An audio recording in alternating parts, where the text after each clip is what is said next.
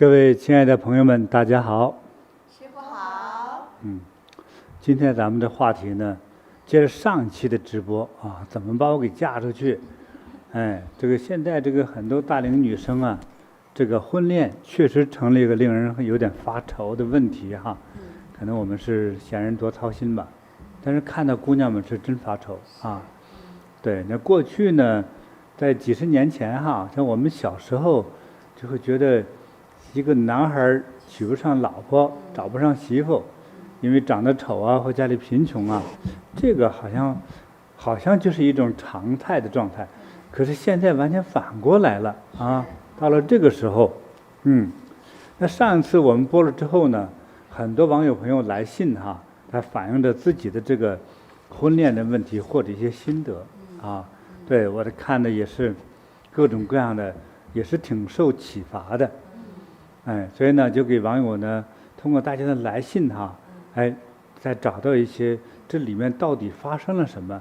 我觉得通过大家的来信和我们一些访问来说，也受到了很多启发。对，俗话说这个男怕入错行，女怕嫁错郎。所以在选择这个男女朋友这个过程中，其实很费心机的。你看不透他将来飞黄腾达，还是一结婚就不断跌落，这个就不知道。那么还有遇上这个寿命不长的，是吧？不结婚还看着挺壮的一个青年，结完婚之后很快就不行了，最后还有很多英年早逝的，什么都有啊。所以呢，这里头的其实信息量很大。这个怎么样嫁出去呢？根据大家这个来信哈，我觉得就是你从年轻来说，因为你看不到他的未来，就是首先说从某些方面、某些观点，你要选对人。你要选对人了呢，这就是说这就是你那个真命天子啊，这是你真命皇后哈。选对了人，你们叫情投意合啊，百年好合啊。对，选不对人挺麻烦。所以今天呢，我们约了几位网友哈，在线上等待啊，来给大家诉说一下他们的一些问题和故事。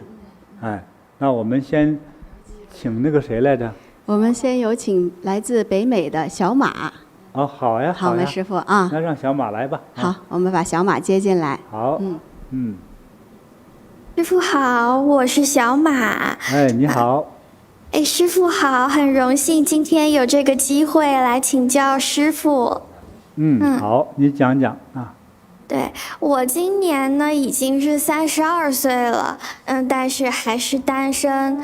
我也不是没有谈过恋爱，我其实谈过3段，就是可以说是非常刻骨铭心的一个恋爱，但是呢，每一段到最后都没有结果。所以很提醒师傅可以帮我分析一下，那我到底是哪里出了问题？要怎么才能够选对人呢？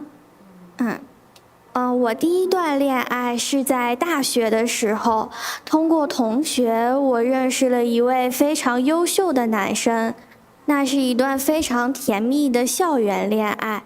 我基本上是坐在他自行车的后座，游遍了整个校园。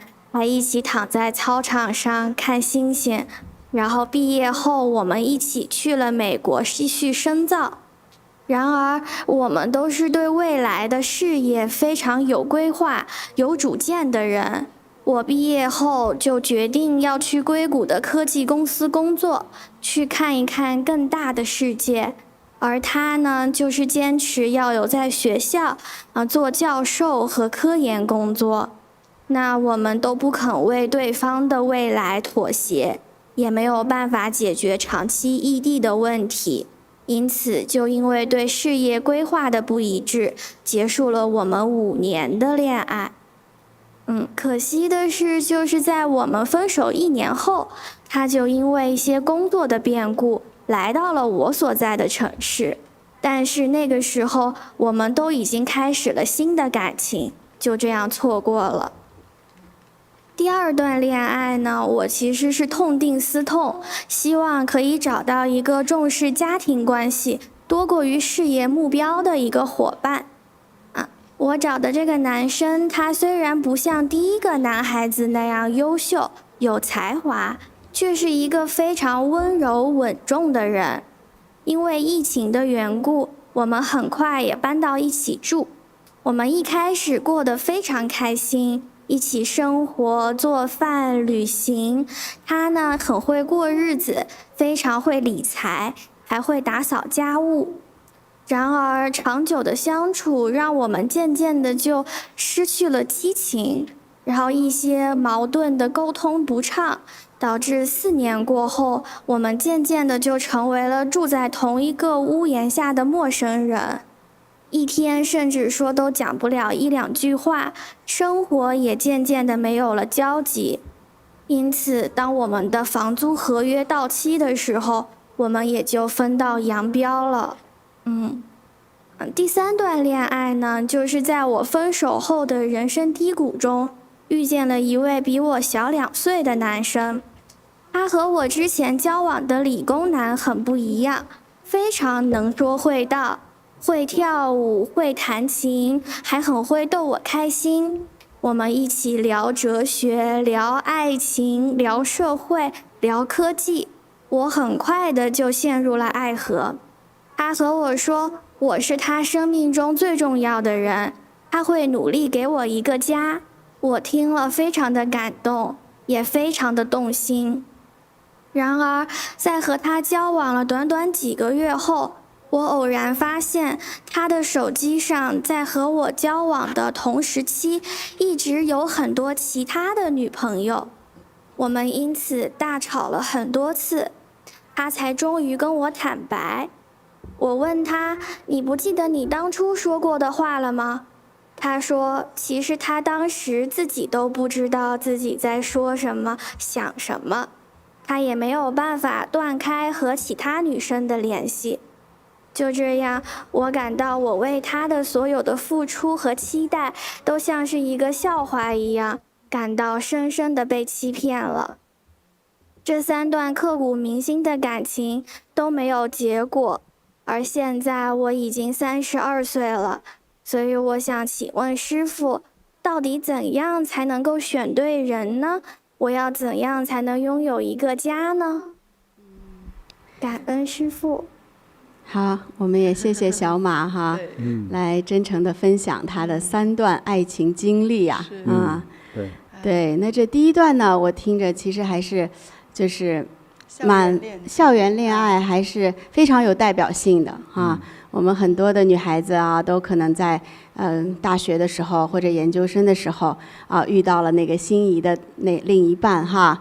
但是这第1段呢，也是因为2个人的这个事业规划不同啊，最后就分道扬镳了，挺可惜的。5年就这样过去了。到第2个男朋友啊，感觉还是蛮踏实的一个人，是吧？虽然好像缺乏了一些这个激情和这个让人非常有兴趣，就让人心潮澎湃的感觉，但感觉还是蛮务实的哈。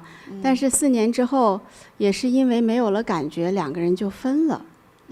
就这么找着找到第3个，感觉这第3个他就是个渣男啊！那是好像是骗子。能说会道的，然后又你看他说的什么，会跳舞，会唱歌，会聊哲学，然后会聊科技，还真是方方面面都俱到了哈。可是呢，背着这个小马，后面不知道有多少个其他的女朋友，听着我都挺生气的。怎么就小马这么好的一个姑娘，怎么越找越差的感觉越差了呀？是，就也是他，所以想请师父帮他分析分析，他这个到底这个选择男朋友的这方面到底出现了什么样的问题？到了32岁，你看还嫁不出去呢。感恩师父。不大，才32，是不是啊？至少还有3年啊。3年就35了。35以前的人，那孩子可能都10来岁了。我碰到好几个单身60多的，对吧？单身老太太，再熬几年就退休了。所以32还是年轻的呢。哎呦，可是女孩子30岁以上，35就是高龄产妇了，师傅。现在还有几个人生孩子啊？你别惦记那事儿了。哎，将来这缺孩子赡养的话，我觉得买个机器人就可以了。现在新出的机器人哈，功能还不是特别全，帮着做饭、打扫卫生，等等的，大概可能2万多美金。觉得还可以啊，就凑合过去了。但师傅感觉这个小马还是挺着急的，他还是挺想找的。他挺想找那个，我觉得小马，我觉得他这个故事哈，就挺正常的故事。那咱们分析他第一段那昆提大姐不说了吗？这就是学校恋情，对，是不是啊？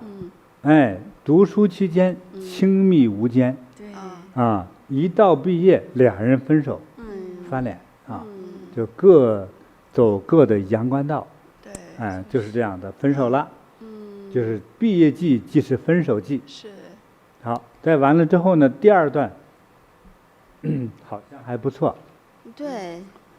遇上个好男孩是吧？你看又懂事，是。长得也不错。但是他们没有感觉了。是。对，怎么4年之后一点感觉都没有了？对呀。说像一个屋檐下的陌生人，怎么俩人能处成这样呢？这不知道怎么回事，那个疫情期间这都有病了吗？是不是太近了？他这疫情期间也有问题哈。他在一个屋檐下闷着都不出去。对。2个陌生人走到一起，突然之间做了监狱一样。你想透口风换个地方，想看个别人也没有，就俩人。我觉得你不是爱吃鸡蛋吗？1天3顿，持续1年。吃腻了，吃吐了。对啊。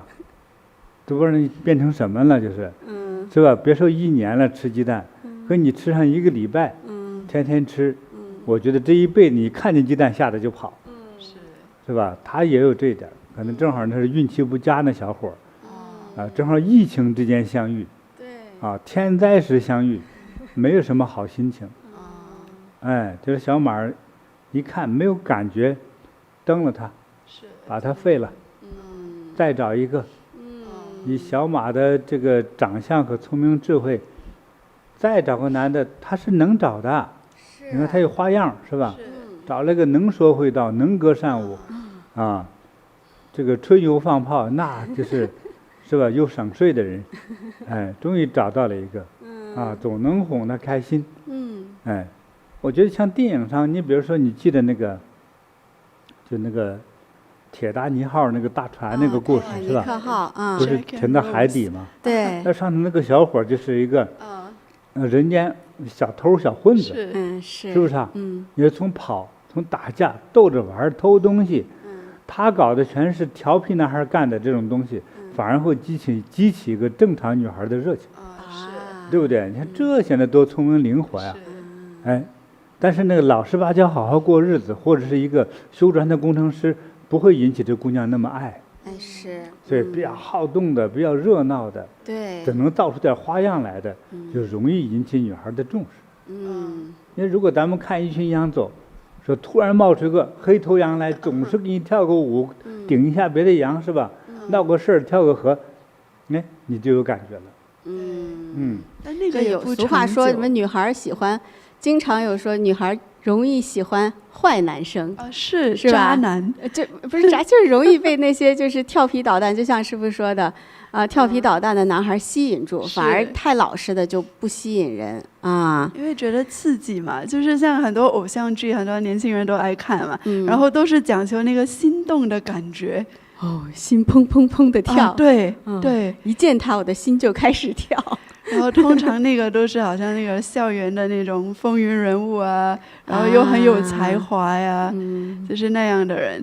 但是小马就是找了这样的一个男朋友也不长久，后来发现这个人就是也不老实，不跟他一个人交往，就跟好几个人同时一起交往，就没走下去啊哈。对，没走下去，他俩没进行下去。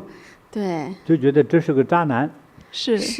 如果他有这么热情，其实很多姑娘都可能喜欢这种比较活泼的男青年，对不对？所以这就是你要喜欢他那种热情奔放，那关键是你也要顶得住别的姑娘对他的有好感，对不对？哎，那你也喜欢他沉默寡言，你也要耐得住寂寞，对吧？你看你喜欢他哪一项，你就要去包容与他相关的这个事情。是，这小马也是挺能说的。刚交往没多久就说我想要给你一个家。你看这女孩一听，是谁能说？不是小马，是那个小马的男朋友。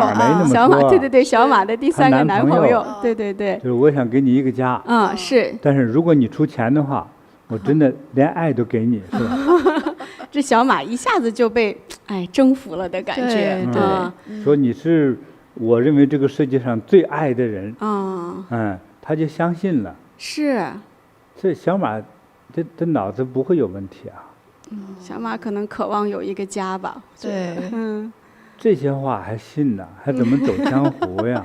所以我就说这男的油嘴滑舌，其实就是个骗子。是他肯定跟其他女孩也这么说过。说这些话都不是大骗子，都是低级骗子。知道吧？这个，我觉得关键是小马幼稚。不怪敌人太狡猾，是咱有点缺心眼儿，对不对？咱自己有点缺憾了。应该说没见过什么大世面。还真是。就是这个事儿。所以被人给忽悠了一顿，也忽悠了。因为小马最后发现这男孩有其他女朋友的时候，也是会闹的嘛。闹来闹去，问他：“你忘了你之前给我的承诺吗？”男孩说：“我说过什么呀？我都不记得我说过什么了。”他还觉得你怎么把我的话当真了？哎呦，对，你怎么会相信我呢？是不是因为我聪明，就是你缺心眼儿。当时肯定就这么说的他。小马，我估计当时给急得不好意思撞南墙呀，心痛了。是你对我的智商有这样大的侮辱。对方说不是我侮辱你，你自取其辱。就是这样。对不对？是你请我来的呀。又不是我请你来的。是。你看这事儿。对，那师父可能很多那个女生也有这个相同的问题啊，他们大家都在找好的伴侣嘛。但就是要找什么样的一个男生，这样才算是一个好的一个人生伴侣？就是他要有什么样的特征，就怎么样选择？我觉得前后3个男生我还没有觉得都是坏人。是你自己想干啥，对不对？你这个，我尤其是说第一个，就是我为了事业，所以爱情算啥呀？对不对？曾经，中国某诗人徐大诗人说的是"爱情价更高"这句话，形同于放屁了所以你们还受高等教育，这个学校一散伙，爱情就没了。你真爱他，他走到哪你跟到哪，对不对？就是。爱情就是跟屁虫，对不对？那才对的。结果你没跟，人家也没要，是不是啊？或者要你也不跟，对吧？他第一个就这样，也叫做挺无知的分手了。那么第二个，也赶上是疫情期间，是不是啊？一开始都挺好的，说待了4年没感觉了，就说有没有感觉哈？对，那坤提有点年龄有婚姻对，那你们的婚姻，或者咱们听说过很多成了家的人的婚姻，问你一个最容易回答的，比如说你初恋时你心动的感觉和你的心情和你结婚10年之后你的心情还是一样那么激动吗？完全不一样。那初恋的时候小鹿乱撞那个那10年之后什么都好是吧？对。10年之后呢？10年之后也差不多什么都不好，归于平淡了。不光是平淡，甚至找茬，是不是？是觉得当初我这眼睛怎么没看清楚呢？对，总感觉自己是一朵牛粪插在鲜花上。是是吧？插错了。插错了对，其实你说大家在一起不是他说的也是个实话。这个小马见了第2个男朋友呢，一下子蒙了4年下去，就没感觉了。没感觉到什么程度呢？咱们上课前呢，我问了一下他说，达到忧郁的状态。忧郁了。你说有一个活生生的大男宝在这里头，你竟然忧郁了，你是在侮辱谁呢？对不对？还忧郁，快乐还来不及呢。其实是不是？我认为哈，其实，初恋的感觉像不像最初看了那第一场最精彩的电影，对不对？就这场精彩的电影，隔了1个月再给你看一遍，说，哎呀，有点没意思，还行，是不是啊？打分，比如第一次看100分这个电影，1个月之后再看第2次的时候，第2次同样这部电影哈，30分就不错了。好，再隔1个月再看一遍，你因为某种原因你也在里头待了2个小时，你打分是多少分呢？最多10分吧，对不对？就是好定你在重复不断的吃不断的看的时候也觉得无聊，因为你知道这个谜底，你知道整个故事的这个过程情节，对不对？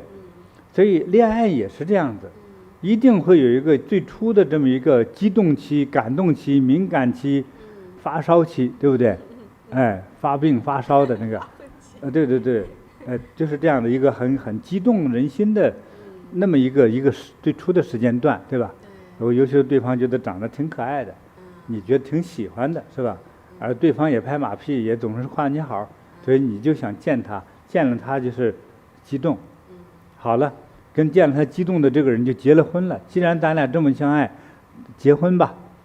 结了婚，先说1整年以后，比如说你是这个开春的时候结的婚，到春节的时候你还那么激动吗？不那么激动。已经300多天了。其实人变得也挺快的，我相信就不那么激动了。尤其是有家务事，对不对？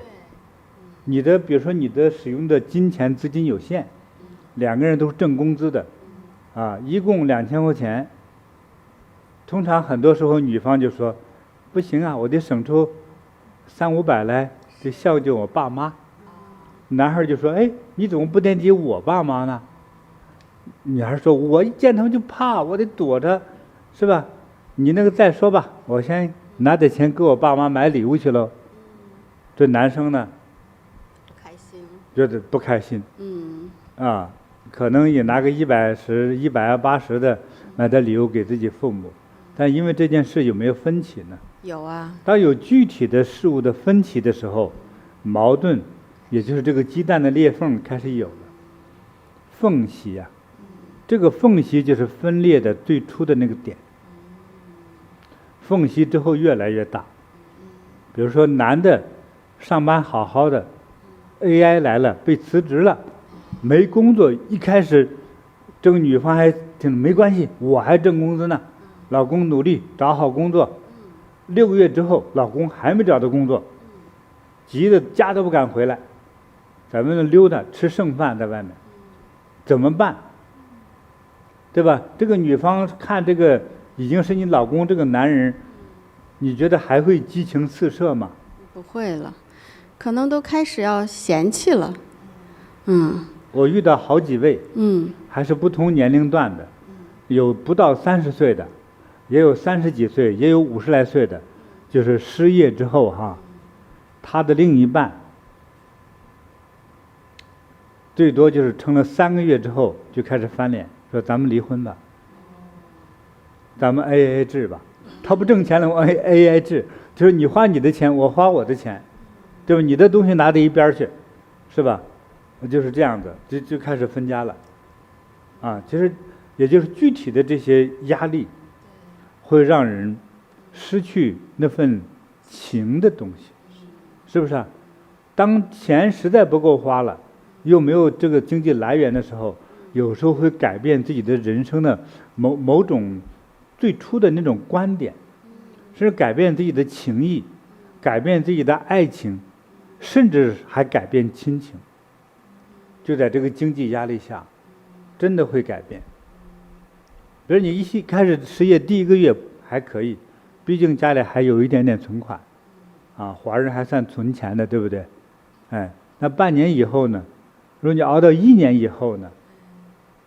对不对？如果这个男人1年以后，太太还是像最初那么爱他吗？还说老公没事有我呢，还能说得出口吗？不太可能。我相信就打起来了。不是打成什么样子，就是这样。是。所以很多这个缝隙来了之后，因为到了一起生活嘛，就撕破脸皮不装了。说亲爱的，你是我世界上觉得最可爱的人，啊，这个话就改变了。他怎么看你都不顺眼，就改成这个评价，是吧？是。说这个情是不是改变了呢？是。所以这个恋爱的时候找心动的感觉，其实就这样子的，对，这样子是不长久的，对吧，师父？就是说，你看这小马，他第3个，他就是要找心动的感觉。但像师父描述的，其实我们真正走入婚姻，这样心动的感觉能维持多久呢？我们说的心动的感觉和你也不会找个完全心不动的感觉。是。我们说的呢，用夸张一点描述，一个就是比如说你期望某一种电影明星的、影视明星的一个长相的一个男人和女人的话，是吧？那一件，比如说这个我们那年轻的时候，就说港星刘德华，很多女人说现在到了几十岁之后还说刘德华长得实在好看，想想都甜蜜。但是所以很多年轻的女孩都想着我的志愿就嫁个刘德华。是。对。那这叫心动的感觉。那么比如说你在正常的社会间找到一个还算不错的一个小伙子，其实你也是在心动。你不会说我心不动，我一看他这个帅气的美大哥，我心如止水，稳若磐石，一点都不心动，那也不会去结婚了，是不是啊？心也动，就不是那么狂野的动，说哇，我可找到了一个绝对梦想之中无数少女期望嫁给的那个人，对不对？对，你不能找这样的。这样的话，我觉得你就我说实话，你真嫁给一个明星，你也不一定幸福。你最多就是零花钱多了一些，对不对？你嫁给一个富人，你也不一定成为真正的一个富太太，还真的不一定。在当今这个时代，因为很多比如说像一些富人家庭哈，比如说他家有100个亿，以前不管什么钱吧，不管什么钱100个亿都是富人，对不对？那你一嫁到我们家来2、3年，你一离婚就分一半。有钱人会不会有防范的心呢？你会不会慕名而来，冲钱而来？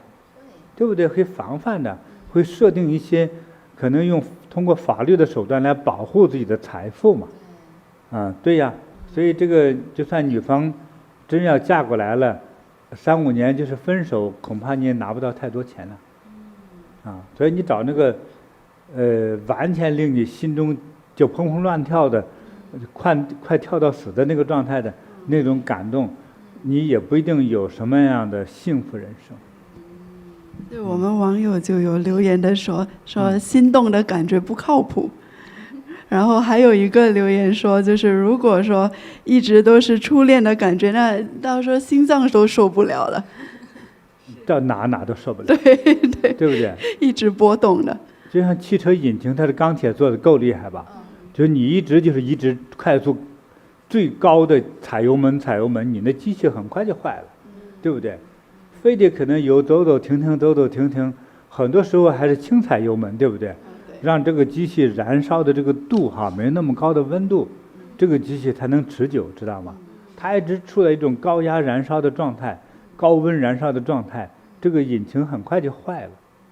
就这个好比就是人的心脏和血压也是如此，是不是啊？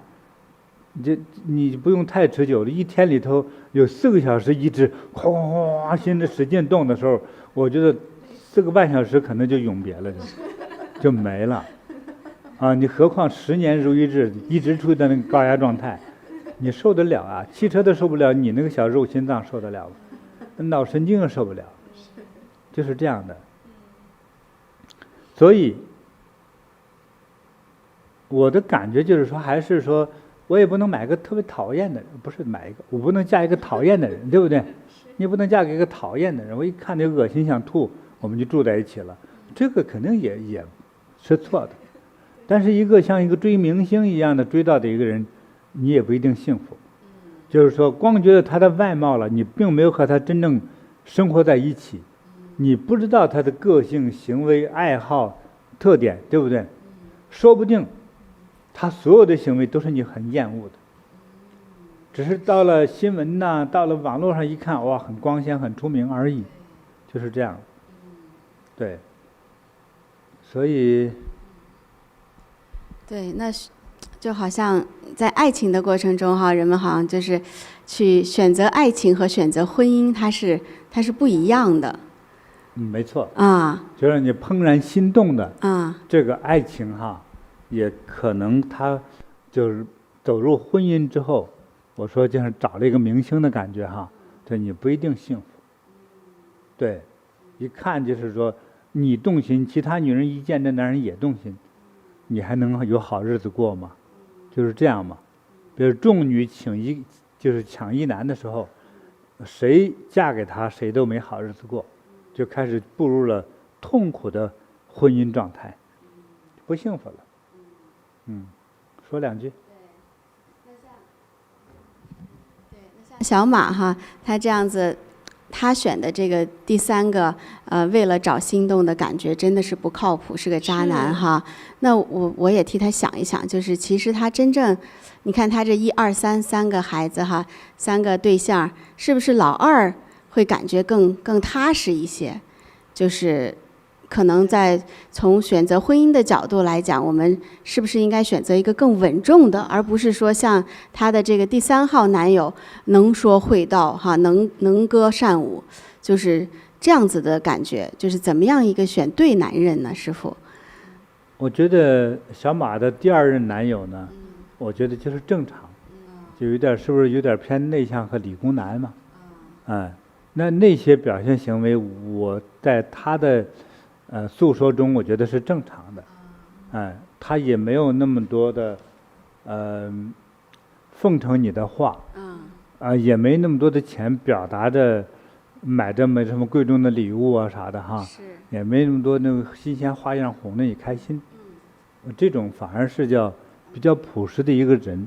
我们先忘掉爱情，人是一个相对朴实的人。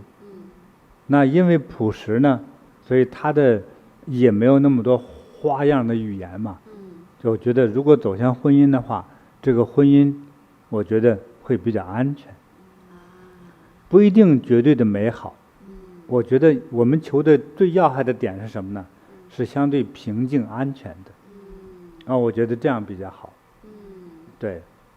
就这老二是不是更容易和人合作？就是能够和小马进入到一个婚姻的这样的一个合作关系中去。是啊。对，合作起来呢，那婚姻它真的是一个长久的关系啊，哈，它不像是谈恋爱，我这一个没谈成，算了，我还可以再谈一个。那步入婚姻就是一辈子的事情了，对于很多人来讲，就是那个婚姻其实就是一个合作关系，就是你的人生合作人。我们起一种新概念哈，我就觉得，如果你找一个就刚才讲的像一个星啊，某种明星。是心心念念，或者是有很多女人希望嫁给他的一个星的话，我觉得这个可能有点不靠谱。对，他可以成为一个星，但是不一定能成为一个好的在家的男人。对，你可能因为这个名气，就是你只是零花钱多了，但是你的烦恼也增加了无数呀，是吧？所以那你找这个恋爱到结婚的对象呢？其实找这个叫人生合伙人，对吧？人生的合伙人，而不是一个让你怦然心动的那么一个，超级帅哥呀啥的。对，是这样的。对。但是我有一个问题啊，就是如果说就真的找了那个第2个男朋友，那他也说嘛，就过着过着就没什么感觉了，没什么激情了。那这样子就是如果真的跟他在一起，要怎么过下去呢？怎么过下去啊？这个我也没有经验，只是顺藤摸瓜的。你讲到这儿，我们就会进行分析哈。因为我帮人就是说过或者解决过一些家庭问题，在家庭问题之中呢，无非是3大类：子女问题、夫妻情感问题，还有财产问题，是吧？就3大类。所以这种问题的话，你们那么提示2句，我们进行讨论一下。对，我觉得就算是没有激情了，2个人想一想当初在一起的时候那样的美好，一起努力为生活奋斗，我相信是有感情的。就是虽然爱情的激情没有了，但是我们成立了一个家，尤其是如果又有了孩子哈，对，就是一般来讲，爱情久了就变成亲情了，是吗？所以就是说，尽量想他的好，然后曾经对你的好，这样子，是吧？就是我刚才举这个重复看一个电影的这个例子来讲，是吧？就当你就是哪怕隔了几个月重看这一场电影的时候，一直重复看了3遍5遍的时候，其实开始厌恶。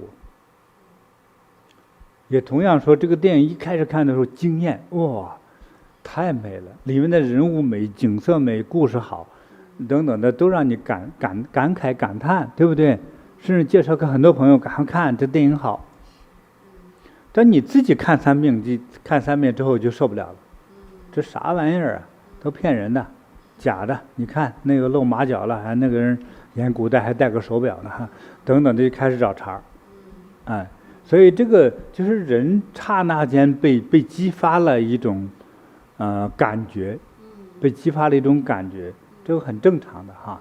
所以当2个人走到一起之后，不管对方长多好，也不管这个人对方的道德有多高尚，就今天比如说一个姑娘，普通的姑娘嫁给了一个伟人，等10年和20年之后写回忆录，当人都老了嘛，怎么说他也没事了。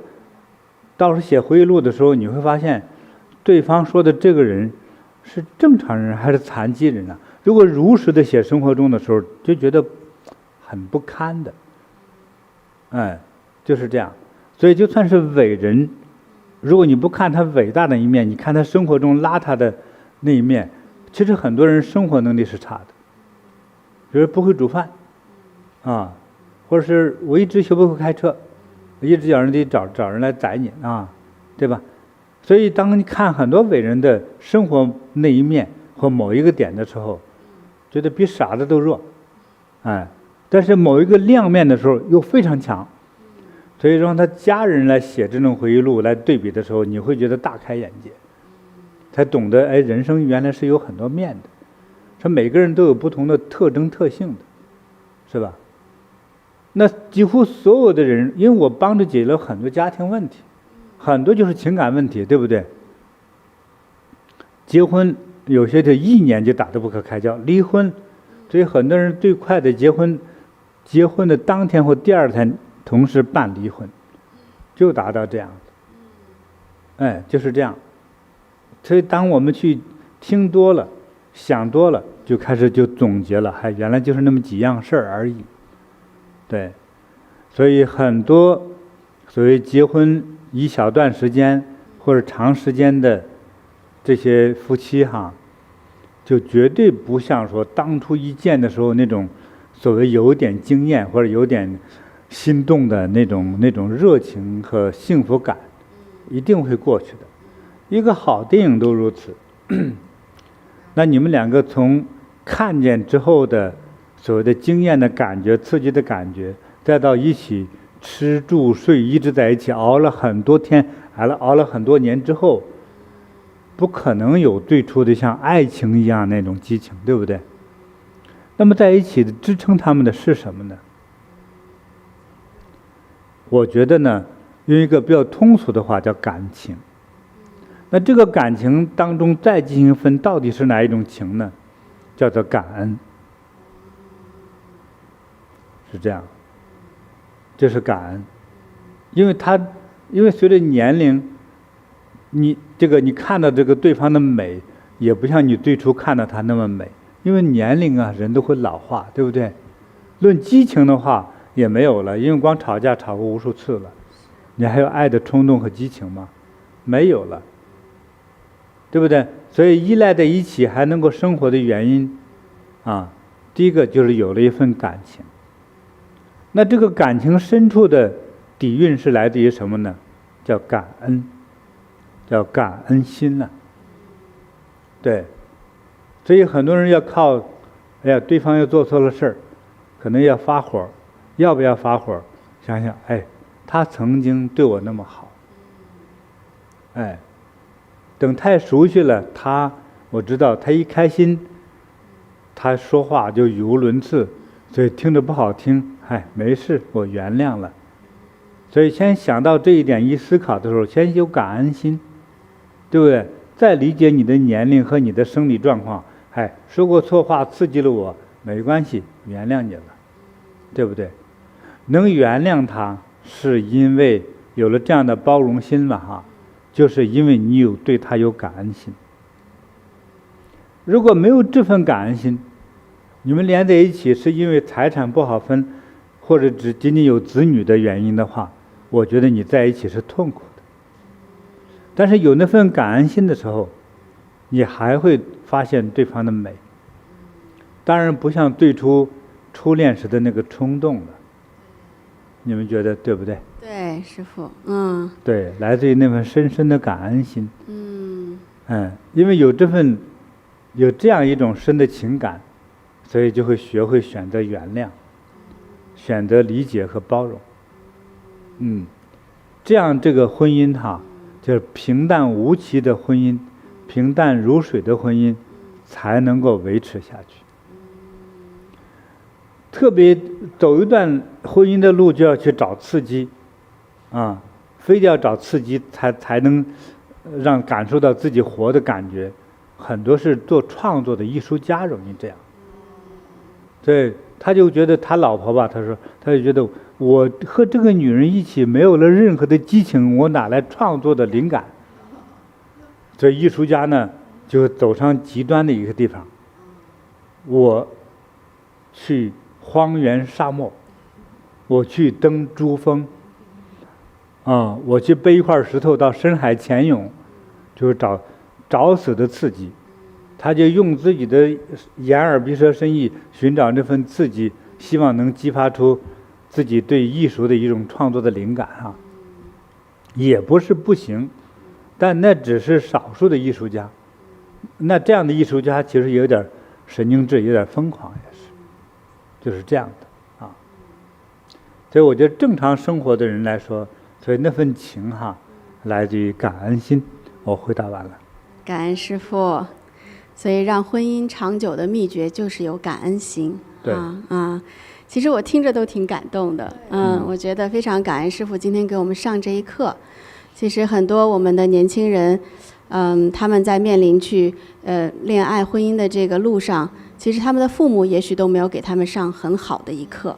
也许是所以他们在寻找人甚至是进入到婚姻关系不能持久，也是有原因的，因为没有学习对，他有些年轻孩子他本身就是在单亲家庭中长大的，比如跟着妈妈生活，妈妈可能偶尔就会一发牢骚就冒出来，别相信那个人，别相信爱情，是吧？给他儿子说别相信女人说的话，等等的，就让他这个孩子长大的时候，他一下就有了这么一个根基，就是不相信人，不相信爱情，不相信人说话。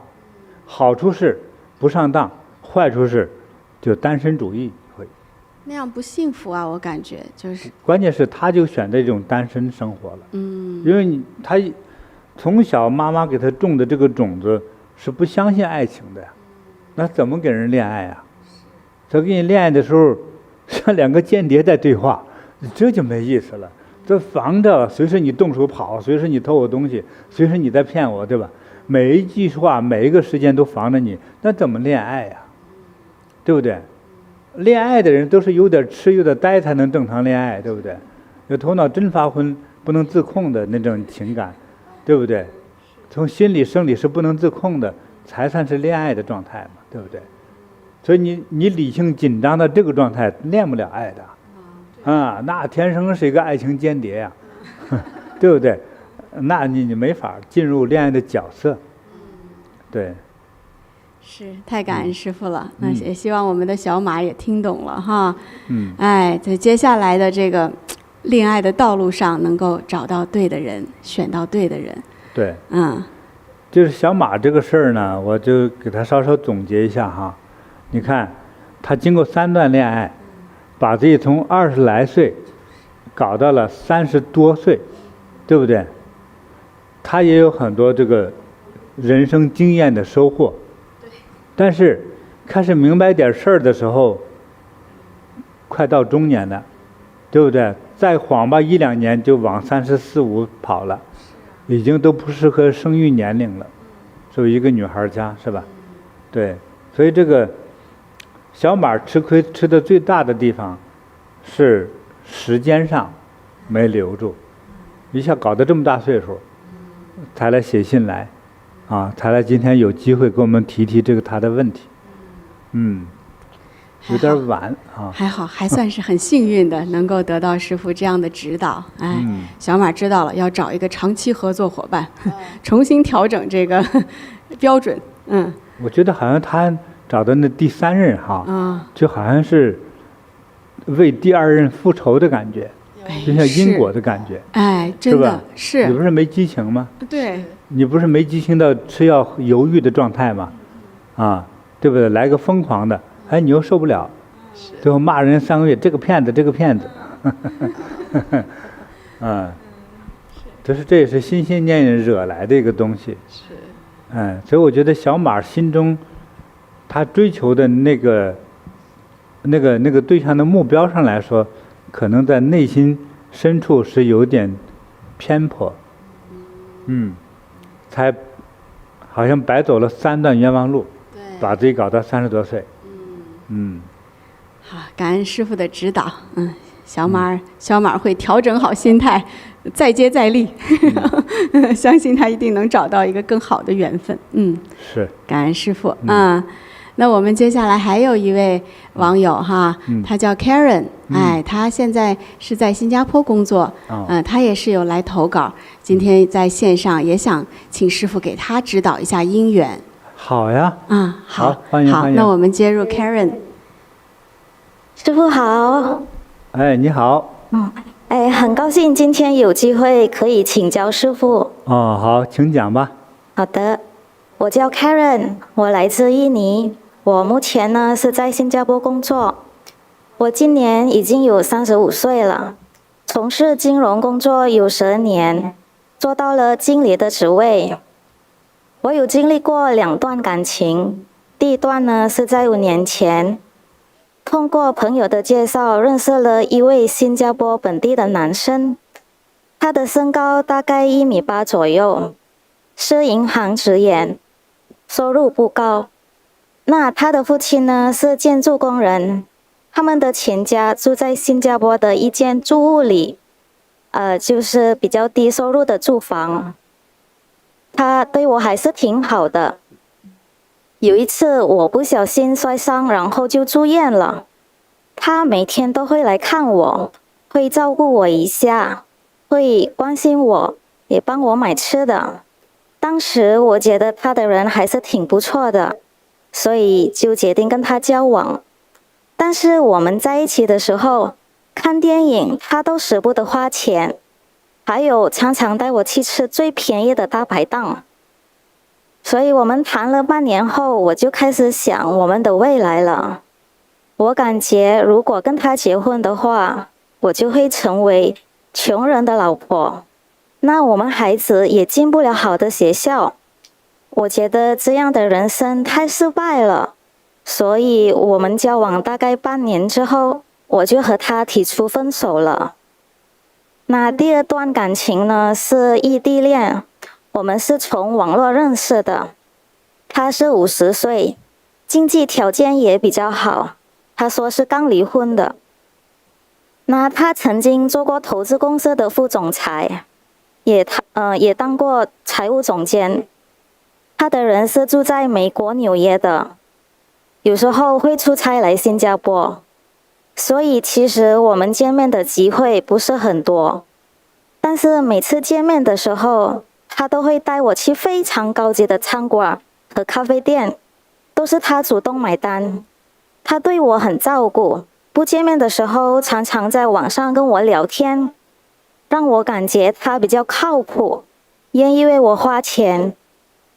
直到有一次我们在公园一起散步的时候，当时他的手机几分钟就响一次，屏幕上都是女生的头像。期间呢，还有一个电话打给他，他接的时候，我听到是女生在抱怨，然后他回那个女生说我正在谈工作，然后很快就挂了。我当时很生气，感觉他在骗我，但他一直跟我解释说那些电话都是客户，或者是说谈工作的电话，而且他也一直对我说就是他对我是真心的。他说他希望能够继续和我发展，但是就是从那时候我的心里总觉得充满了疑惑，我不知道是否应该继续和他走下去。其实我知道我的朋友圈也是比较小，同时我对对象的要求可能也比较高。我觉得我要找一个对象的话，就要找比我好的，我不想将就。所以今天我也想请教师父，我该如何调整自己的心态，才能够遇到更适合的伴侣？感恩师父。很好哈。他这个故事也挺好的。是。咱们一起分析分析呗。好呀。帮他这个看一看，出出主意。把把脉。感觉这位 Karen 网友他比较注重就是对方的经济条件。就是他也是看了第一个男朋友，他觉得是那个他出身可能没有那么好，担心以后嫁给他之后就会生活没有那么富裕所以成了穷人的老婆了。他说所以才找了第二个嘛，已经是成功人士了。然后又发现对方很花心。也是对，各有各的问题哈。是对，那个年轻稍微穷一点的男生呢，对他是真喜欢他，对他挺好的。对，是你看他，但是呢，他不甘心呢。是，他跟着他的话，他想到将来这个生活费甚至孩子也上了什么好学校，得不到高级的教育也变成一个穷人的老婆，就是普通人的老婆。不甘心呐。本姑娘不甘心了。是。对这个。他好像还是。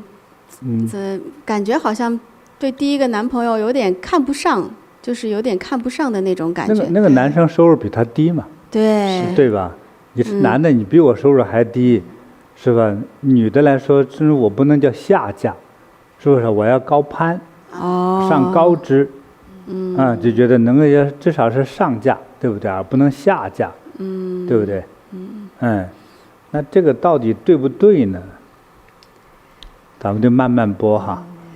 我是感觉就是他要是20多岁的话，他想找一个。他多大岁数？他都35岁了。都35了还追那个老板有钱的。他还想上架，对。35哈。那有点他有点是不是痴情过头了呀？我觉得35岁的条件，你不能和一个20岁的年轻女孩去比。你也给人家谈条件，你攀高枝的话如果你再减少10岁，这个说不定还有机会，是吧？对。你到35了，你再非找一个众人瞩目的一个妇人的话，这应该是很困难吧？是。但是呢，他不知道回头他不能给穷人做老婆呀。为难呐。咱这主意都没法出。是。那我觉得那个妇人就那么好嫁吗？第一，我是不太确定那个人的背景说是美国人美国人在新加坡出差，其实也没见几面，但每次见的时候确实带他去那些高档的地方。那也许这个人本身的职业属于高收入职业是有可能。对。但就是到底有多富，或者是欠款生活，咱也不知道。对对。因为有些人在江湖上混哈，玩的大的，但是没有更多钱，他就是一套穿着的行头。当然零花钱就可以了，是吧？吃个牛排，喝碗咖啡，这钱是有的。就穿的比较上场面的感觉嘛。像一个就是办公室工作的男人嘛。是。他就心动了。心动了，对。所以你看这个 Karen， 我们也是哈，因为她也是诚心打电话来我觉得这个女孩也是很想得到师父的帮助。那我们也实话实说哈，师父。对，我是觉得呢，她你看，虽然12年在新加坡也是做到经理职位了哈，但是是不是心中还是有一点小傲慢呐？就是因为产生了这样的傲慢的心情，所以才会就是就高，想要就高不就低了，低的我也看不上了，高的呢，咱能不能攀上，真的是不好说。是。嗯，而且那么好条件的那个她第二个男朋友嘛，那么好条件，肯定很多人也盯着。对呀，你说他要真的那么好的话，难道就 Karen 一个人吗？是啊，他交往也不踏实，其实。关键这个男人的背景哈，这一下有点胡扯的地方在哪呢？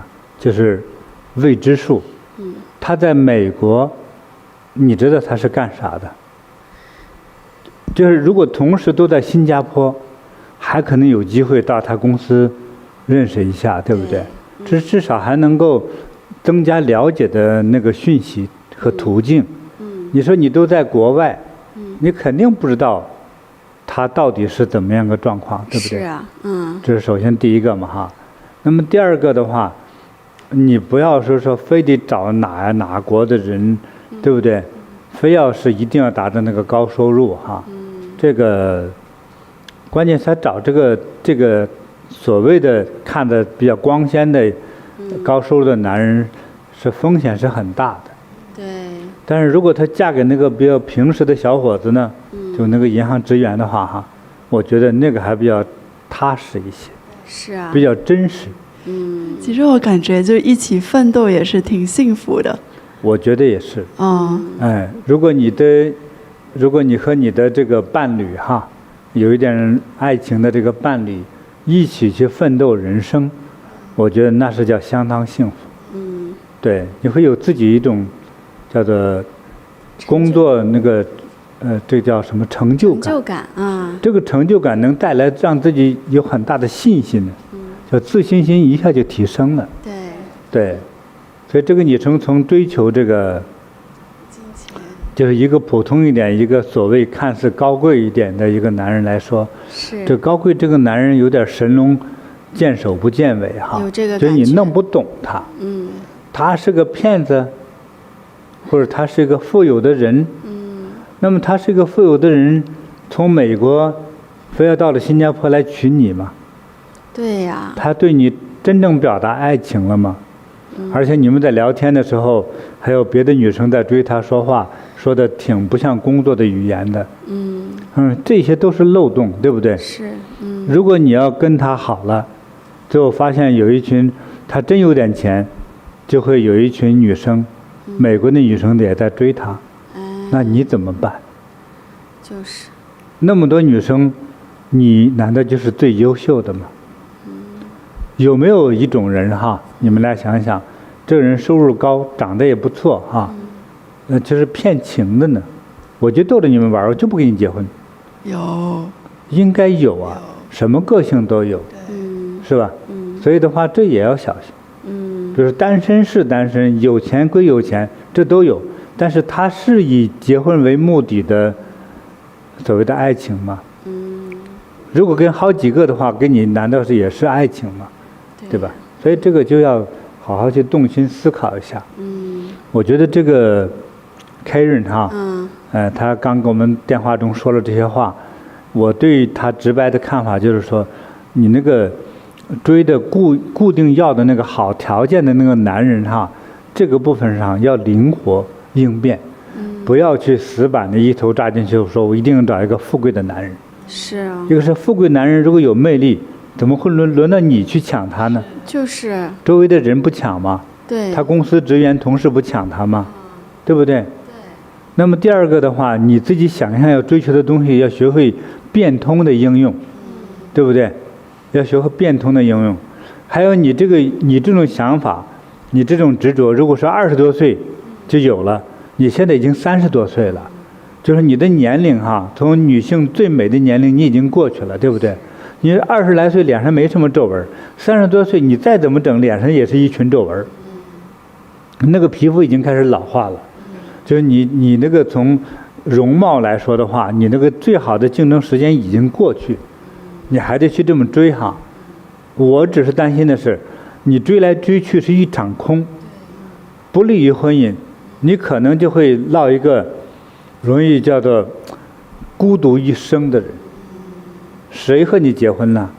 因为你高攀呢，所以你要的这个条件太高了，要的那么高的条件就不容易恋爱，就是你把恋爱的这个东西附加了很多累赘的东西，对不对？就有点像我们去买一个出门的大箱子，对不对？人家老板说了，你要买一个箱子还带着2个小箱子1个提包，你乐意买吗？就带着很多附加条件就不合适。所以你找一个恋爱和你能够相伴一生的男人，去一起面对人生，度过你这个美好的一生，创造你们一起共同面对的人生，那也是很幸福的，对吧？你附加了说我一定要去找一个富人，或者一定要找一个什么什么职业的人，找可能能找上，但是你找到的不一定是幸福。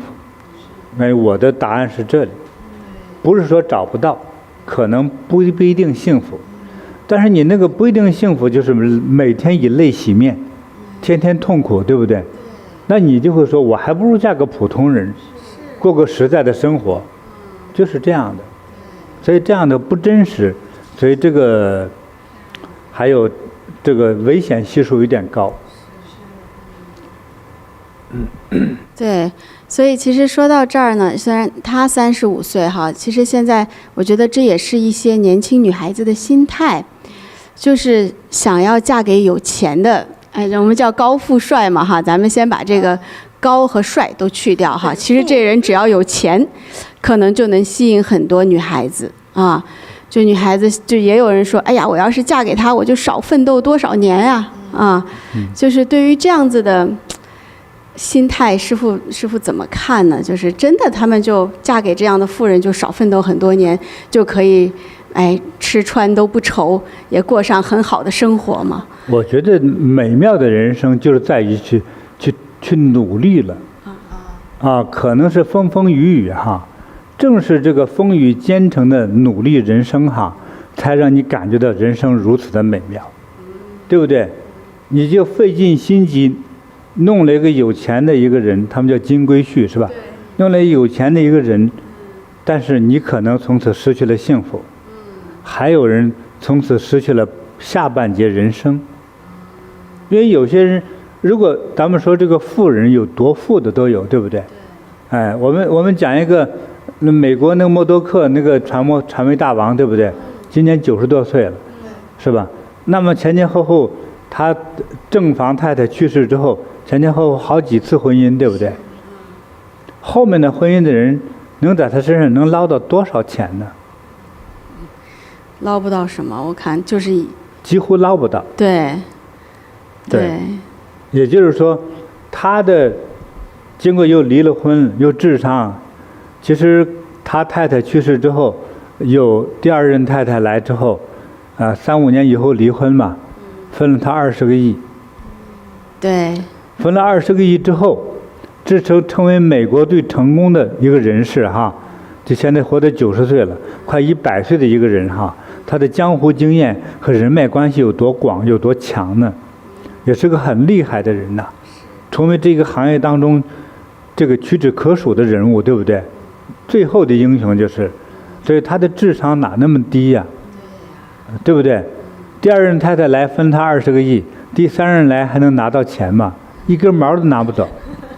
做好足够的防范措施。对，很多叫做法律的防护墙就做好了，你走随时滚蛋，提个包走你的，对不对？你想拿我1分钱没门儿。很多人觉得抱不平啊，是吧？怎么不行呢？法律的保护，这个法律怎么保护我不懂哈，反正说法律保护的东西，后来的女人1分钱拿不到。就算是他现在还他还在嘛，他的企业还在，对不对？就是现在今年你们又结婚在一起的时候，他重新产生的他的收入也分不到你名下，他连自己未来的收入都已经归了他的儿子，都分好了，挣了钱公司一分红自动转到他大儿子、二儿子、3闺女身上去了，你就没有给你这么一个身份分钱的这么一个叫做计划，你1分钱拿不到，并且这个行为是合法的，就是这样，对不对？所以那个你追的这个有钱分多有钱，就一般的小有钱，还有的是这样，一会儿有钱一会儿没钱，一会儿欠钱，这忽悠的，飘忽不定，对不对？比如说有人挣了个200万，无论在美国还是在新加坡，说一看哪个股市好，一投资进去200万，回来可能变成20万。你的生活就是欠债式生活，麦当劳都吃不起，对不对？你能忽悠成2000万，这种几率是很少的。现在挣钱都不容易，对。所以这样2000万以上的人，他的智商、他的心智、他的社会关系，也不会让你新来的一个人就把这个钱白白拿走。当然，给你个小费是可以的，是吧？给你3000花去吧，对吧？你捞不到什么钱，捞不到什么好处。还有的人做得很绝，做得绝到了比默多克还厉害。有个女的很漂亮，一个女的，这个人都50岁了，一个20多岁的姑娘追她，追完了之后才知道冲我钱来的，她是个上市公司老板，这是中国的哈。完了之后，这个女的给她看孩子，以为说这个可以吧哈，我帮你的前夫人、前女人生的孩子给你看了3个。看了10年之后，这个女的实在待不下去了，根本得不到爱情，总被虐待，说跟你离婚，起诉你，我查你公司这10来年有多少收入，等查完了之后去告没用，人家也都做好了，每年的收入都该归哪归哪，就是归不到你这儿来，就白给人做了10年饭，看了10年孩子，把3个孩子养大，竹篮打水一场空，一场空，对，就是这样。这你追钱呢，就为钱所伤；追情呢，为情所困呐。对，就是这样子哈。所以这是要小心的。所以还不如找一个跟自己实力相当的，2个人一起努力奋斗，但是能够关怀你啊，知冷知热的，对，这样体贴的人多好啊。对，在你追求这个所谓爱情和这个婚姻的过程之中哈。你额外的去求的那些名和利啊，我觉得会让你付出的那个代价会更多、更苦、更麻烦。你就是说，过去那个古人说啊，你这个凡是你要想得到的更多，你会失去的更大。所以过去这个老子就在他的这个《道德经》里就讲呢，甚爱必大费。甚是就比较严重的，非常的爱，就是必定，形成一个很大的花费，比如你很爱某种古董车，对不对？古董车都烂了，可能整个加起来不值1万块钱，因为你喜欢30万，就是这样，是吧？那个帅哥也好，那个美女也好，你非要喜欢追，在正常恋爱花不到1000，你追这么好的一个人的话，你可能花100万。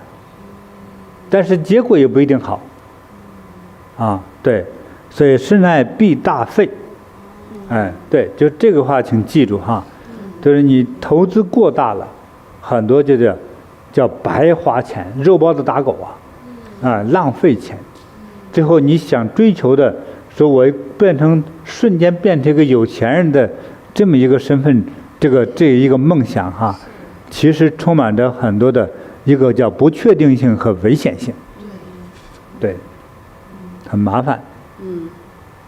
太好了，我相信，师父这样的，就是这么耐心的这样的教诲哈，能够让 Karen 真正的明白哎，他现在处的这段模糊的关系，其实是应该是说可以放下了哈，去找一个和他真正合适的、一起拼搏的小伙子，不要去追求这样的，表面上的这样的现实的利益，其实可能背后是陷阱哈。是，更不要说幸福了。反正盲目追求这个所谓为了爱情而爱，一直的执着于爱情这个字的人哈，我觉得就形同于买花。我们你去买花的时候，是买这个小苗，连枝也没有，也更没有花朵，还是买了既已经盛开的花呢？买盛开的花啊，你买盛开的花，从插进你家花瓶开始，它就开始枯萎和凋落，对不对？对，是。所以追求爱情就形同于买花。追逐于生活形同于买猪。你买猪不是买个小猪吗？是越养越肥，越养越肥，这叫做1+1大于2。你想想，你买的时候这小猪10斤，是吧？或8斤。就越养是吧？养了2个月，哇，48斤，是吧？养了1年200斤，对吧？所以你的这个人生哈，你的生活呢，你2个人1+1要大于2，所以呢，这个你找一个长期跟你进行生活的合作对象，就形同于养猪，2人在一起过的是越养越肥，越养越肥，对你的生活呢蒸蒸日上，存款越来越多，是吧？为了一起拼搏，所以越干越幸福，越干越快乐。你的生活就比较叫惬意。惬意并不是躺在床上喝茶那才叫惬意哈，是整个拼搏的整个过程就叫惬意，就是很享受这个过程。所以拼搏着2人相亲相爱过日子哈，把生活过好这真的是一个很享受的一个过程。所以盲目说仅仅是爱情，仅仅盲目的追求爱情，最后很容易让这个爱情之花凋落。一凋落你不喜欢了，一朵花最后变成一个花瓣是吧？对，一只棍儿了在那儿，你怎么会喜欢呢？是不是老了是吧？你一看那不好看了，我不喜欢了。你追逐的是和你的这人生的一个叫合作的长期合作的一个合作者。对，这样的话。你的人生其实越过越起劲儿。你像在过去包办婚姻的时候，之前很多年中国一直在骂这个问题，是吧？你看这都是指腹为婚，父母做主逼婚等等的，这个永远什么时候爱情的故事永远千奇百怪，什么样都有，对不对？那个时候离婚率很少，而且这个女人也能爱上这个男人，这个男人也能爱上这个女人，他就在一起磨合，争吵磨合之中。就产生了一种情，这种情就叫做感情，感情之中相互之间还充满着恩情，说你帮了我，我救了你，对不对？我是吧？我为了喂饱你，温暖你，对不对？所以我有时候我自己很辛苦我舍不得吃的饭我都给你，我记得咱们曾经听过，我们也讲过的那个佛陀故事之中哈。有一个那个阿舍世王，阿舍世王的父母亲，他爸爸就是老王爷，对不对？结果这个儿子不懂事，阿舍世一长大之后，弄了一凑了一伙子人，把他爸给囚禁起来。他妈给他送大饼给他送什么？还有朱元璋朱元璋时期那个朱元璋的太太马皇后是吧？那个时候还不是皇后，只是起义军中的一个小女子，对不对？为了救朱元璋。是吧？把那个饼烙那个饼趁热赶快捂到怀里去，就把皮肤都烫起大泡，对吧？就是为了给他相爱的人，是吧？能吃到一个热乎的饼，就是这样子的，是吧？这种恩情的时候，所以老朱怕过谁呀？等他当了皇帝，一直杀人，对不对？所以就是马皇后去世了之后，大哭3天呐，就觉得他的天塌了，就麻烦了，就是他这个最可靠的一个最信任的人没了。这就是一种感恩的心，虽然他也并没闲着，也一直找女人但是他在这个人世间让他留恋的，让他害怕的，让他尊重的那个人就是马皇后，除了他没有。因为朱元璋当时是一个应该是最理智的、最疯狂的一个人，他变成皇帝了嘛，从农民变皇帝，这个过程是很艰难的，所以他最信任的，觉得最可靠的，凡是马皇后求情的，他都会去原谅的，就这样的一个人啊，当年无数次也救了他的命，就感恩心的说，哎，老伴儿说啥我就听，总留面子给你，已经不容易了，是吧？所以这种相濡以沫的这种感觉，其实在一起生活之中哈，相互感恩，相互支持，啊，彼此奉献，是吧？上次我们也记得也讲到吧，你这个真正爱他，你就为了他好，对不对？宁可我饿着肚子把饼给你吃，对不对？我舍不得买衣服买首饰，过年了我给你买一套新衣服，对吧？哎，我到冬天穿的单鞋，我攒的钱从嘴里省下的饭钱来给你买一双棉鞋穿，就是为了你，可是我舍不得给自己买，就这个最起码是一份很纯真的情，很纯真的感情。你也可以说它是爱情，也可以说它是亲情，对不对？亲情之间，你如果爱你的爸爸，你也舍不得吃好吃的，攒了钱给你爸爸买了双棉鞋，不是也是情吗？那叫亲情，对不对？所以这种情里头含着亲情，含着爱情，这综合起来就叫感情，是非常必要的建立这种感情啊。所以一开始看他不动情，其实很多男人也好，女人也好，一开始看他没怎么动心，结果真有是非来的时候，他真帮你；真有磨难来的时候，他救了你的命。很多人感恩心，和他结婚，给他过日子，对不对？你看，好的越过越好。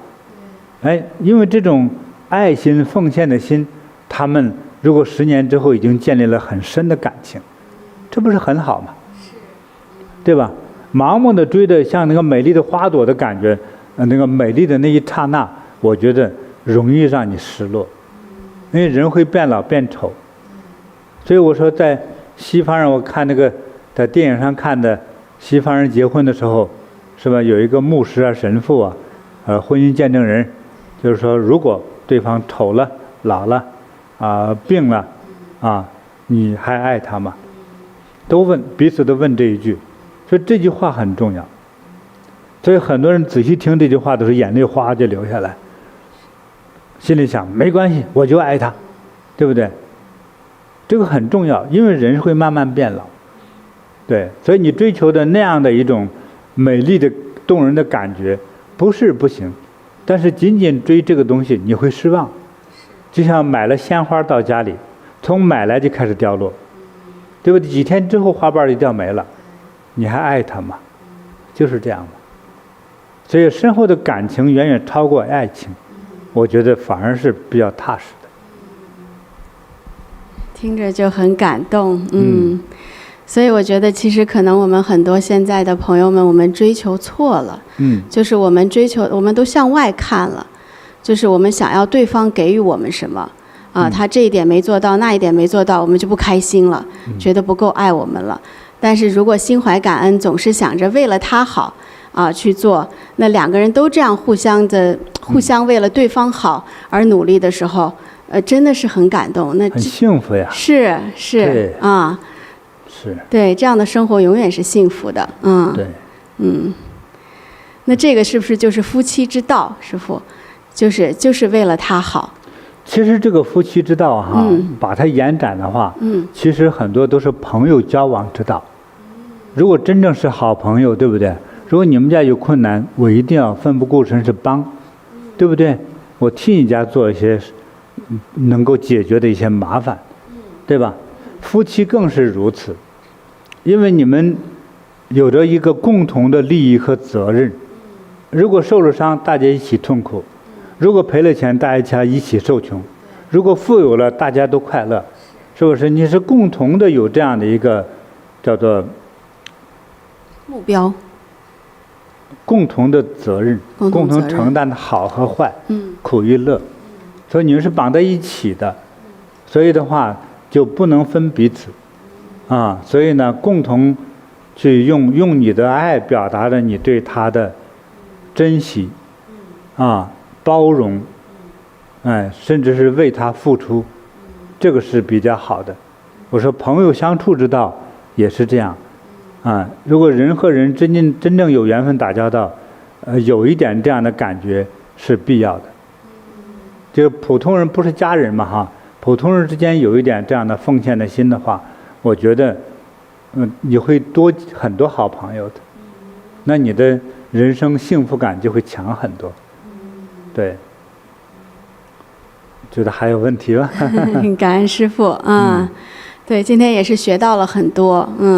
我觉得首先就是，我们这两位网友朋友们哈，他们分享他们的故事，也是引发师父给我们指导。对，那爱情、婚姻的对象就是找一个长期合作的伙伴，然后用感恩心哈，让这一份情能够长长久久，让幸福能够长久。对，那可能有一些我们的网友朋友也会问哈，师父，那现在比如说我有好几个来追我的男孩子，那我怎么知道他就是那个能够带给我福气的人，他是一个有福的男孩子的相呢？那是形象哈。或者是命运。那个我抽空可以给大家聊一聊好吧？咱们选一个合适的时机哈。给我们网友也透露我所知道的，无论男生的或者是女生的有福的相。好啊。好吧。太好了。那今天到最后讲到这个话题的时候呢，我再补充一点我现在一个想法哈。其实你找一个男生也好，女生也好，就是你找的这个人呢，我觉得内心哈，我觉得是有点，我的一个土的用词叫内秀的人。什么是内秀的人呢？师父？这个内秀的人呢，这个秀是指秀美。内心美好的人呢，首先是个善良的人，是个善人。对，所以他除了爱你之外，首先他是个心地善良的。对，所以不舍得杀生啊，不骗人呐，不刻意去讨好呀，而且对，比如说他对家人啊都很热爱啊，是吧？那一个内心善良的人，如果一个内心善良的人，我相信和你生活的话，你就有福了。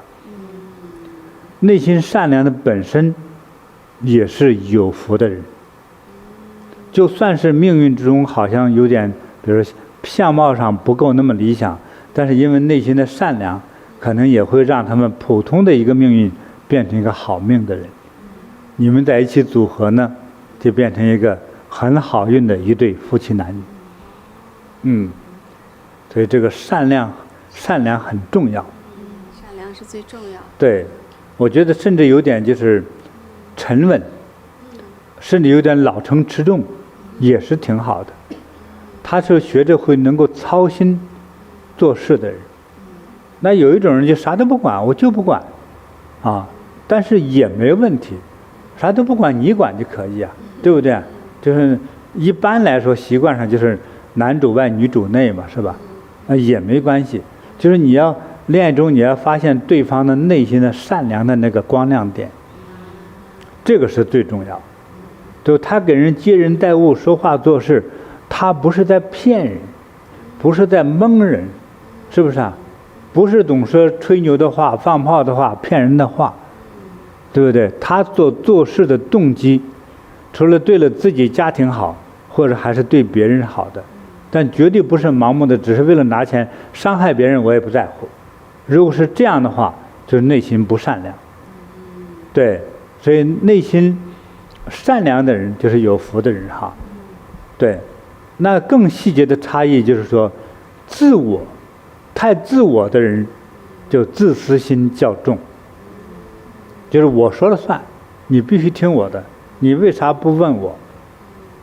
对，那这就是比较自我，比较自我的人就容易教训人。那有很多人就是我有事跟你商量，对，这种呢，就是把这个自我的没有放大，自我还稍稍含蓄性缩小一点，因为尊重你，所以有事跟你商量，不是我不懂，是我们一起生活，所以我才请问你跟你商量，是这样的。所以他把这个自我和其实特别自我就是特别自私。再深入再往高境界讲的话，这个事情佛都说说包括你的感觉、听觉、嗅觉、触觉、味觉，都是骗人的东西。说你自己长的五官，形同是睁眼瞎子。你所认为的真理，可能不堪一击，它就是歪理。他说这个都不能相信，叫再高的境界。所以今天你见一个人，哇一下被触动了，但是触动也不一定是好的，所以有感受并不代表未来的美好，这个属于更高的一个境界哈。等以后我们会在议论更高的哲学的部分，和网友你也可以打电话进来，我们再聊，那都是可以的。好的，就是内心要善良是最重要的点，在我们找这个对象的这个方面。对，所以因为善良，所以他才爱护你，是吧？包容你，宽容你，把好的给你，对吧？我觉得那你找这么一个人，这是最最幸福的事情。感恩师父。好，也希望呢，前面这两位哈，小马和 Karen 哈，都能找到自己真正的爱情的归宿哈。是。感恩师父，今天给我们上了一堂这么重要的课。好，那也是马上就要过年了哈，师父。那也是再一次呢，温馨的提示我们的网友哈。那我们菩提禅修学院网上呢，今年呢也是为所有的网友朋友，尤其是犯太岁的朋友们哈，有安太岁灯这样的功德项目哈。那明年是哪几个属相犯太岁啊？香可？明年就是鼠的、牛的、兔的，还有马的。对，这4个属相哈，就特别需要在佛前供灯，能够得到一年的这个吉祥护佑哈。感恩师父。那同时呢，我们还有这个上头香哈，大年初1也是非常感恩师父，会为我们全球的网友朋友们哈，有缘的网友朋友们来敬上头香，在佛菩萨前能够祈愿佛菩萨呢，让我们的心愿都能达成我们看照片中师父在加持了所有的我们这个已经为网友朋友们购买好的这些头香非常感恩师父。对。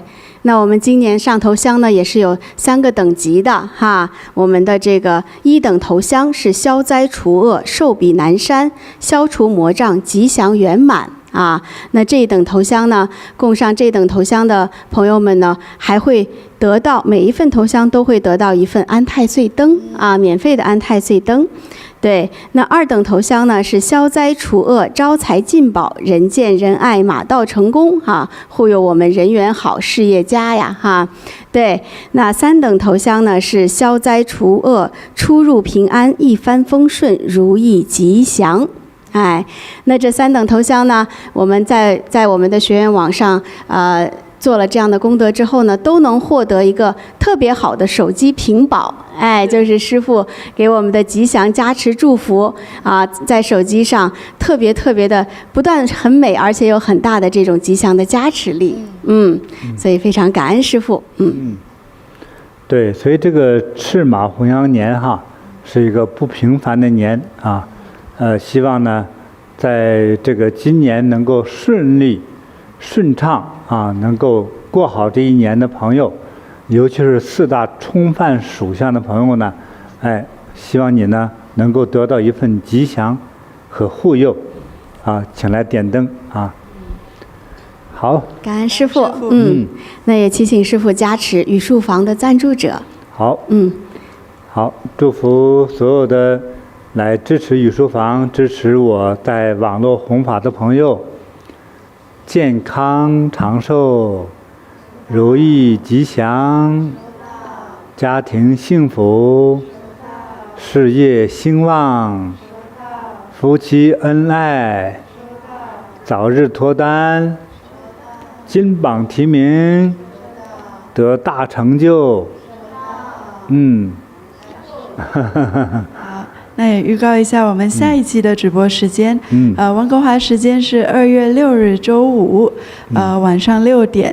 那台北时间是2月7日周六上午10点。感恩师父。好的，好，那祝大家吉祥如意，咱们下次直播再见。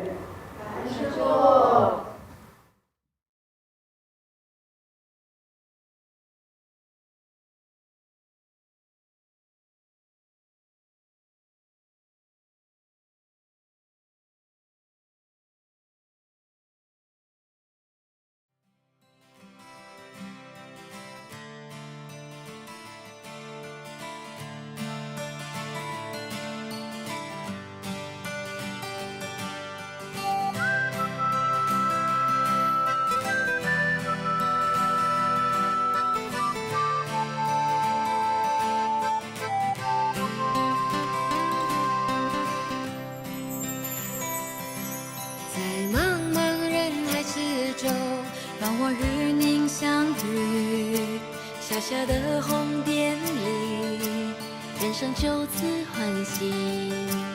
我快乐了，我健康了，我幸福了，我美丽了。